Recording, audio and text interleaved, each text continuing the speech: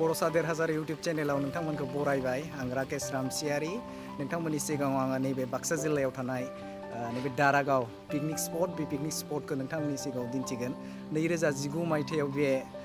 सबनिख्रुइबो बांसिन समायनासिन जायगा थामहिनबा पिकनिक स्पट जागोन बायदि आं सानदों मानोना बे जायगाया जोबोद मिथिंगायारि नुथायफोरा जोबोद मोजां नैबे नोंथांमोना निकासिजों फैयोब्ला सुबनकाटा थांनाय रड बेथिं थांनाङा नोंथाङा सिदा फैनानै नैबे निकासिनिफ्राय सिदा रड बेथिं हाबबोनांगोन बेवहाय निकासिनिफ्राय बियो माबायालागै दारागाव पिकनिक स्पट बे पिकनिक स्पटआलागै 9 किल'मिटार जायो आं नोंथांमोननो बै दारागाव पिकनिक स्पट बे पिकनिक स्पटखौ नोंथांमोननि सिगाङाव दिन्थिगोन स' लोगोफोर बे समसिम नोंथाङा आंजों थाफानो थाखाय गुरै खावलायबाय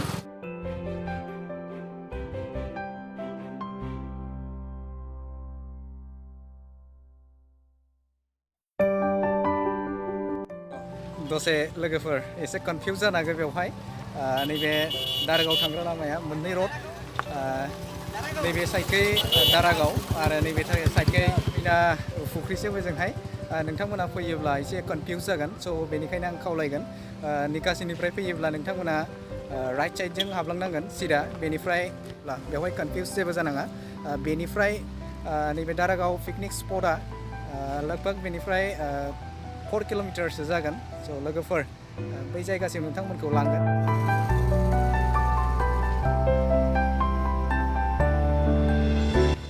नैबे समाव निकासिनिफ्राय फैनानै एसे मेंनाय मोन्दों स' गोसोखौ एसे बे जायगासिम मोनहैनो थाखाय एक्साइटेड जादों नैबे समाव जोङो दारागाव सक बे दारागाव सकआव दङ आंनि बे केमेरानि उन बेवहायनो नोंथांमोना सिराय थाङोब्ला नैबे दारागाव दिरिं पिकनिक स्पट बे पिकनिक स्पटआ मोनगोन जों बेवहाय जिरायथ'नाय जादों बेनिफ्राय 50 मिटारसो जानो हागौ स' लोगोफोर नैबे समाव जोङो दारागाव सक बे दारागाव सकआव बबि लारु जानो नागिरदों नैबेहाय नायनांगोन बे बबि लारु बेखौ जों जागोन रिफ्रेशनि थाखाय दसे जानोबा नै बबि लारु बियो वाह बहुत टेस्ट दाना नैबे दारागाव फैयोब्ला नोंथांमोना बे दारागाव सक बे सकनि थामहिनबा बे साखाथियावनो बे नैबे सा दखाना दङ बेवहाय नोंथांमोना बे बगे लारुखौ मोनगोन जोबोद टेस्टि जानो गोसोबा नोंथाङा बेवहाय फैनानै जाफैनो हागोन दसे रिफ्रेश जानो लुबैना दे लोगोफोर नैबे समाव जोङो दारागाव पिकनिक स्पट बे पिकनिक स्पटनि हाबलांग्रा जे लामा बे लामायाव जों मोनफैबाय नोंथांमोना आंनि केमेरानि जे उनाव नोंथांमोना नुनो मोन्दों नैबेथिंनो दारागाव पिकनिक स्पट बे पिकनिक स्पटआव थाङो नोंथांमोना बे जायगाथिं बा दारागाव पिकनिक स्पट बे पिकनिक स्पटआव सिङाव हाबलांनो थाखाय नोंथाङा नैबे गेटआव एन्ट्रि लानांगोन आरो बेवहाय बाइकनि बा नोङो जुदि कार लाबोबा कारनि जे नाम्बार बे नाम्बारखौ होनानै नोंथाङा पार हेड 20 रुपिस होनानै नोंथाङा बेजों दारागाव पिकनिक स्पट थिलिसिम नोंथाङा थांनो हागोन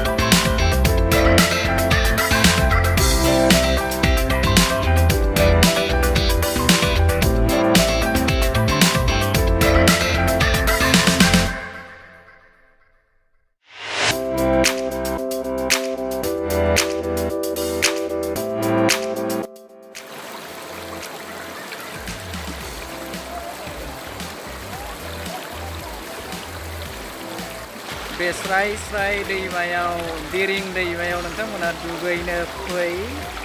जोबोद मोजां जायगा बे बाक्सानि मोनसे मुंदांखा जायगा दारागाव दिरिं पिकनिक स्पट बे जायगायाव फैनानै नोङो नोंथांनि गोसोखौ गोजोनग्लाय होनो हागोन लोगोसे दं महिलारि वाइट एन्जेलनि बिगोमा मनेन्द्र महिलारि नोंथाङा बे जायगायाव फैनानै माबायदि मोनदों जोबोर मोजां मोनदों बेवहाय मिथिंगायारि नुथाय लोगोसे नोंथांमोनाबो फै बेयो 2019 आरो 20नि बेस्ट पिकनिक स्पट हिसाबै गनायजाथाव आरो जों दावबायनानै नायबाय बेवहाय नोंथांमोना फैयोब्ला दुगैग्रा एटलिस्ट दुगैग्रा आइजें आइलाखौ लाबो बेवहाय दुगैनानै थांनो हागोन लोगोसे बेवहाय फेमिलि हिसाबै फैनो हागोन जायगाया जोबोर मोजां कमिउनिकेसनाबो मोजां बेवहाय नोंथांमोना जुदि फैयोब्ला बरमानिफ्राय थोंजों साहाजों मसलपुर जानानै निकासिथिं हाबनानै नोंथांमोना बेसिम सफैगोन लोगोसे आरोबाव जुदि पाठशालाथिं फैयोब्ला बागमारा जानानै अनसलिथिं हाबनानै नोंथांमोना बे जायगासिम सफैनो हागोन निकासि दानिया बेखिनियानो आं जोबोद गोजोननाय मोन्दों बेवहाय फैनानै लोगोसे राकेश रामसियारि बिथाङा नोंथांमोननो जोबोर मोजां ब्लगिं भिडिअ खालामनानै आपल'ड बानायगासिनो दङ नोंथांमोना बिथांनि चेनेलखौ साबस्क्राइब खालाम बर'सा देरहासार लोगोसे बिथांनि चेनेलनि जा डेसक्रिपसननि सिङाव आङो चेनेल महिलारि वाइड एंगल बेनि चेनेलनि सिङाव आङो बिथांनि बर'सा देरहासार इउटुब चेनेलनि लिंकखौ होगोन लोगोसे नोंथांमोनखौ बर'सा देरहासार इउटुब चेनेलनिफ्राय गासै नायगिरि नोंथांमोनखौ मोनसे खावलायो नोंथांमोना महिलारि वाइड एंगल इउटुब चेनेलखौबो साबस्क्राइब खालामनानै गोदान ब्लगिं भिडिअखौ नायनो हागोन लोगोसे राकेश रामसियारि आरो आं मुनेन्द्र महिलारिया बे खेबाव बड'लेण्ड हालामाव थानाय जेसेबां माने मुंदांखा जायगा दं टुरिस्ट प्लेस मुंदांखा जायगाफोर बेखौ जोङो फ्रि प्रम'सन खालामनो नागिरदों बेनिखायनो जोंनो मोनबो रांनि गोनांथि गैया खालि नोंथांमोना साबस्क्राइब खालामनानै जोंखौ हेफाजाब होयोब्ला इयुनाव जों बेबायदिनो मोजां मोजां जायगाफोरखौ दिन्थिलांनो नाजागोन गोजोन्थों थेंक इउ दे आंनि चेनेलाव नोंथाङा बाथ्रा बुंनायनि थाखाय इयुनाव नोंथांखौ लोगो मोनगोन थेंक इउ गेजेरजों मोनसे मेसेज होनो नोंथांमोनखौ नागिरो बेवहाय गोबां नैबे गारजानाय प्लास्टिक बेखौ जानानै खायद' जानानै जानला मोनला गारो आं बेखौ नोंथांमोनखौ बे मुवा बेसादखौ फैयोब्ला पिकनिक जायोब्ला नाङा होननानै आं गुरै खावलायनाय जाबाय नोंथांमोननि सिगाङाव नैबे दारागाव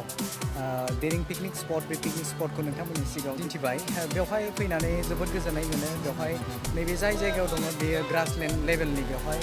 जोबोद मिथिंगायारि जोबोद समायना बे जायगायाव नोंथांमोना जुदि फैयोब्ला जोबोद गोजोननाय मोनगोन बेवहायनो गोबां सुबुंफोरा फैनानै दुगैफैयो नोंथांमोना फैयोब्ला बेवहाय नैबे गाननो थाखाय सि आरो दुगैनो थाखाय जायखिजाया मोनसे जायखौ जोङो साबोन होनना बुङो बेखौ लाबोफा दुगैनानै जोबोद गोजोननाय मोनगोन स' नोंथांमोननि सिगाङाव नैबे आंनि बेकग्राउन्ड बेवहाय नुनो मोन्दों समायना ग्रासलेण्ड बे ग्रासलेण्डआव नोंथांमोना फैयोब्ला नोंनि गोसोआ बे जोबोदनो मुहिगोन नोंथांमोना फैयोब्ला बेवहाय निस्सय जोबोद मोजां मोनगोन 2020नि थाखाय पिकनिक स्पट बेयो जागोन आरो 2019आवनो बे ओरैबायदि हाइलाइट जादों ओरैबायदि मुंदांखा जादों जायखौ गुबुन गुबुन जायगानिफ्राय बेवहाय फैनानै मानसिफोरा इन्जयमेन्ट खालामफैयो आं 2020नि थाखाय बे जायगायाव फैयोब्ला नोंथांमोनाबो फैनानै जोबोद मोजां मोनगोन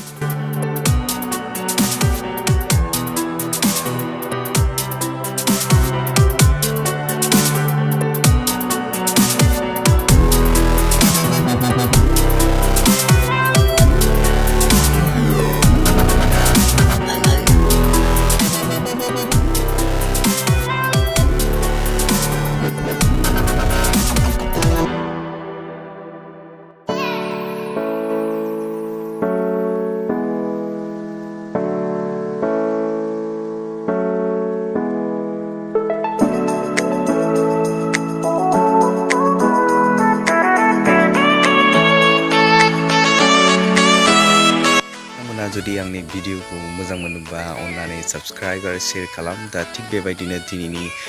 ब्लग्स भिडिअसआव नोंथांमोननो नैबे दारिगाव पिकनिक स्पट बे पिकनिक स्पटखौ नोंथांमोननि सिगाङाव दिन्थिबाय आं मिजिंथिदों इयुननि समाव नोंथांनो मोजां मोजां बिदिनो जायगा दिन्थिबाय थागोन नोंथांमोनखौ आङो आंनि चेनेलखौ